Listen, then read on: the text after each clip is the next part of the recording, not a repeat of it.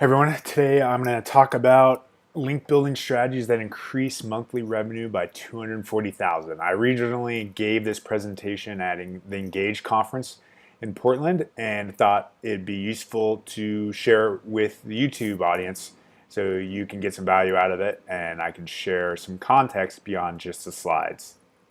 These slides are available through PowerPoint. Obviously, you're on YouTube, so you got them. But in case you want to grab them, you can grab them there and for download and quick reference. So what is link building? Does it still work? I mean, there has been some talk recently that maybe it doesn't. There's a few posts that came out on the Moz blog specifically that spoke to some link bait efforts that occurred on two main sites, Simply Business and also Concert Hotels, that showed maybe there wasn't really a big impact from a search perspective from these efforts. And this post made some pretty solid arguments as to why that was the case.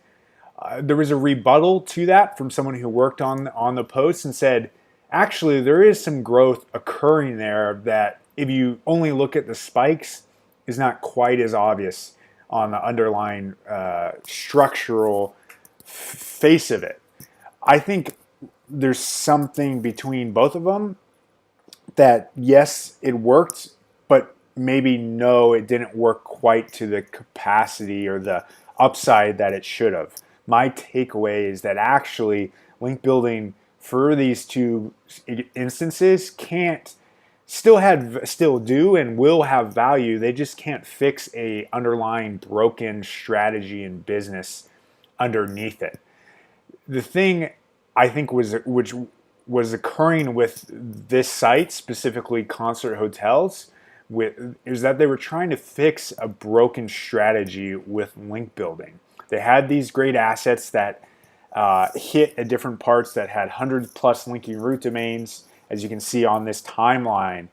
Great pieces that were well designed, well developed, by all accounts, really resonated with the audience that they were pitched to and distributed to, and they speak in terms of link and root domains to their success. But my takeaway from looking at this deeper and seeing, yes, they didn't really come out of that algorithmic success rate there, the clear penalty that had occurred there, or some kind of problem, is that there's something semantically off about this business generally that informs why they didn't get results from links. If you look at a hotel, if you look at this site generally clearly about Concert Hotels, they have a lot of casino-specific pages.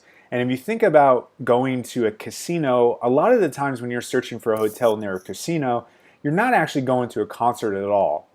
So why would I be clicking, or specifically from a brand perspective, if I'm not in thinking about doing that, which is probably a low percentage of the people doing a search like this, why would I click concerthotels.com? And even if I did click concerthotels.com, would I be more likely to actually have a positive affinity with it? Would I believe by nature that I'm getting the best deal? Because it's targeted at concerts. I mean, maybe I can make that leap, but there's going to be a disconnect, I think, as compared to the other people in the space like hotels and TripAdvisor, which are clearly fits for that kind of focus, where I'm not going to click and engage with Concert Hotels overall, making it a panda implication that's going to hold back their traffic. Yet they have 7,000 plus of these pages. And this is just one semantic fit. It's not just casinos. They also have lots of other venues like this that aren't clear connections to concerts at all. So no wonder link building doesn't work for them. Link building is a great thing, but if they don't semantically have it figured out, they're not going to get value because the engagement signals aren't going to back up the links underlying that focus. In my opinion, they should be rebranding to something like event hotels or venue hotels if they want to retain casinos, in order to kind of broaden out and be more of a semantic fit for more of those searches. Or otherwise, they should cut down their venues dramatically to only be concert-specific venues where that is going to be a one-to-one match on almost every query. And you can understand if you think about that and they align that correctly, I think the link value will come back from that effort. And the second business that saw so many of these link bait pieces, but maybe not quite as much success as they would have liked, is simplybusiness.co.uk. Similarly, they had a lot of viral hits that did really well from a link perspective, but the growth wasn't quite as amazing as one might hope for during that period. It was still up and to the right, but maybe not quite as substantial as one would have hoped, or at least that first blog post argued. Again, lots of really great assets on Google Plus, on Twitter, on Google Analytics, really interactive, highly well built out, smart templates that can be utilized across several industries and types that were well done again, and interesting to interact with, differentiated in some way. However, I think there was something off about them. These, if you specifically to this, I think it's a YouTube, the Google Analytics guide rather, they have a lot of external links, but there's no actual implication or place to find Simply Business above the fold at all. It's all external links to secondary sources. The only links that are really there to them are in the footer, and there's only 3 of them. So if we think about the reasonable surfer model, which says we're more likely to value a link that's more likely to be engaged with. If you think about links in the footer, no wonder these links maybe didn't pass quite as much value as we might have hoped because of that footer location for this asset. If I'm looking at a piece in general that has 100 internal links that are naturally fitting in the navigation compared to 3 in the footer that are buried amongst many other external links, no wonder the valuation was not as strong as one might have hoped despite the huge number of links that came into this asset.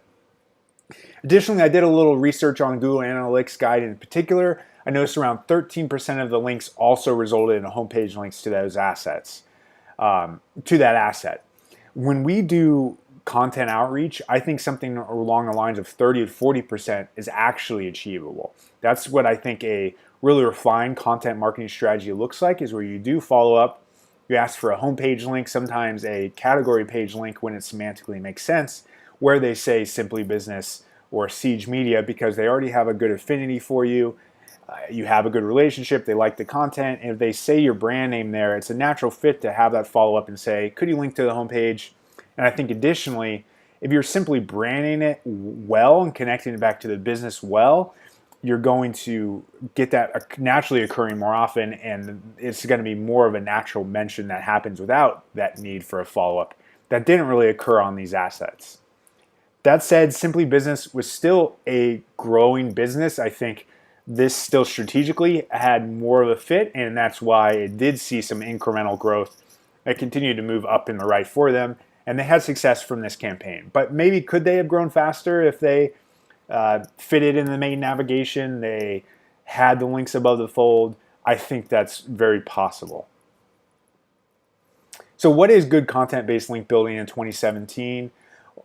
In my definition, if these other things aren't quite there. I want to speak to some credibility. In 2016, we had 7 clients who made significant investments with us from a content perspective. I define that as around 2+ assets per month per site, and spent a lot of time and effort from a year plus capacity in investing with our services of creation, promotion, capacity. On average, they saw 117,000 visit lift from that campaign. They also saw a $240,000 lift from a traffic value for those campaigns as well. This is I don't have access to the bottom line for all these companies, but from an SEM traffic value perspective, this is where I pulled these metrics as a one-to-one baseline that shows that yes, content-based link building works, and I think there is a lot of value to come from it that will sustain it now into, I think, for a long time if it's done right. So I define good content-based link building in the following way. You can do it in the Simply Business way and these other ways, but I think to maximize the value, all of these elements must be in place. First, it utilizes topically relevant content that is developed in the site architecture.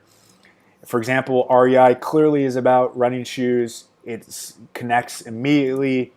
It's also in proximity to all those valuable internal links, the category page links that are above the fold. So when links come into this asset, they're more likely to pass in a reasonable surfer capacity to other things that are valued and placed there as well. Secondarily, it supports it topically. If they're trying to rank for running shoes, we build an asset about running shoes from a top middle funnel perspective. We're going to get anchor text that comes in topically. It's going to build our authority for that if Google looks at something like that. And it makes more sense to me that Google would be more likely to rank REI for running shoes as a bottom funnel page when we create something middle and top funnel that builds anchor text value, that builds topic value for that concept, rather than a one-off that is more of a disconnect and not as clear.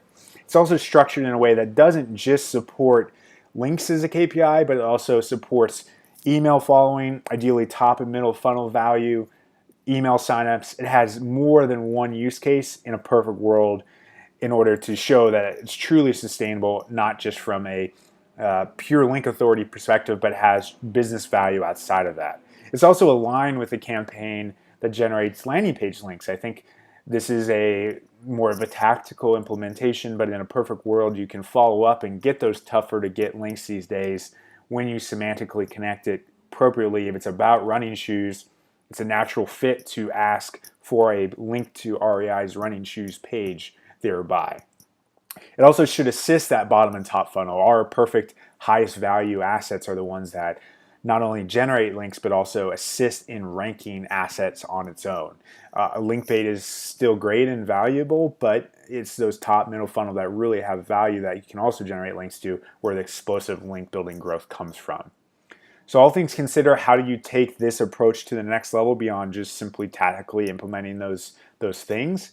I think first is prioritizing topics where you see there are 20 plus link and root domains amongst several assets in the top 5 results. This shows that it is a very linkable top and middle funnel topic, not just one that has search demand. So when you can align those two things, that's where opportunity comes. Of course, they're more competitive on average, but if you feel confident that your asset is really good, it's secondarily going to at least get you some long tail traffic and also build a domain authority at the same time, while also incrementally getting you towards that goal of maybe ranking for these terms, which tend to be more competitive.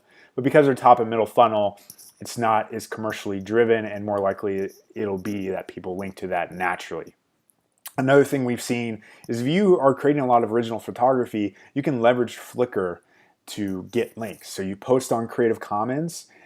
Everyone's looking for free photos these days. So if you allow people and give it to them in the search engine which they're searching, which is Flickr a lot of the time, you add a little bio saying, feel free to link to this, and also monitor those images when they're getting taken or Flickr is being linked to. Make sure that they actually link to your website instead of Flickr. You have a nice lever to get additional value from high quality content and that original photography that you create. From there, specific things we're utilizing and we've seen value from today I want to get into, and like the time invested in each of those and what I see the upside being, what I see the volatility being, beyond just let's create content to generate links. I think there's more tactical breakdowns that we can use. First is a single question survey using a survey tool. We specifically like Google consumer surveys. It takes around 16 hours to create a nice asset with visuals, with writing, with editing, in addition to the cost of the survey sample of around $200. This is an example of, for example, if you ask, you have to ask a big audience. That's a general audience. You can't have an opt-in in any way. So it's a general population. You could say, are you a basketball fan? And generally those questions, because you can't get very refined in who you're asking, tend to be less interesting. That's why the upside tends to be smaller. And the volatility from that can be higher as well, because it's harder to get interesting data when you can't refine that. You can still get value out of it. One thing we like doing is using a survey data point to support a bigger infographic, just to have a core new data point to leverage. But generally, it's going to be more risky because generally the stories that come out of a single question survey tend to be more expected. The unexpected stories that come out of it are more rare, but of course the cost of these assets tend to be lower on average, so that offset can make sense to still build. Another, taking that a step further, is a 2-question opt-in. So if I only want to speak to entrepreneurs, I can ask an opt-in question, are you an entrepreneur? And then the follow-up question about specifically that, and you're more likely to get refined survey data. For example, if you ask SEOs in particular, that makes for an interesting survey versus that complete opt-in. The cost benefit is this is a lot more expensive to do, and it's still just one question. So it's somewhat risky. The upside is higher because of it. The volatility goes down slightly, but you still are at risk of creating a survey that comes back with something that's not quite as interesting. This would be an example if you ask entrepreneurs or people with jobs specifically, do they waste time at work? I think sometimes you can get around these things if it's general enough. You could say not applicable to you because most people would have a job these days. You can add a not applicable field to get this. But same wavelength, I think this is worth doing when you have the right alignment. You can create something really interesting, but it gets more expensive on average, so you have to be confident. You can do a low sample at first to get some confidence interval before spending the full amount. That's the one way of kind of shortcutting the risk and just spending a little to get to a more interesting answer. From there, something I'm more excited about today is the 4 to 5 question single answer survey. So if you have the right audience, you can ask 4 to 5 questions with the one-step process, only make it $1,000, and you're more likely to get lots of different data points, higher likelihood of something interesting coming out of it. You can also build it as more of a report, which is authoritative on its own and can be packaged in a yearly perspective that people look forward to, get value out of, and it's just overall something that reporters are more likely to link to. It is more expensive than that single question survey, and you have to get more strategic in the kind of questions you pick, and it doesn't work for every industry, but for the right industry, these 4 to 5 question reports using survey data is an interesting space where I think there's a lot of value to be had. City-based data studies are also something you might have seen a lot of, like the 10 best cities for entrepreneurs. It's where you slice and dice data points that are publicly available. If you have proprietary data, even better.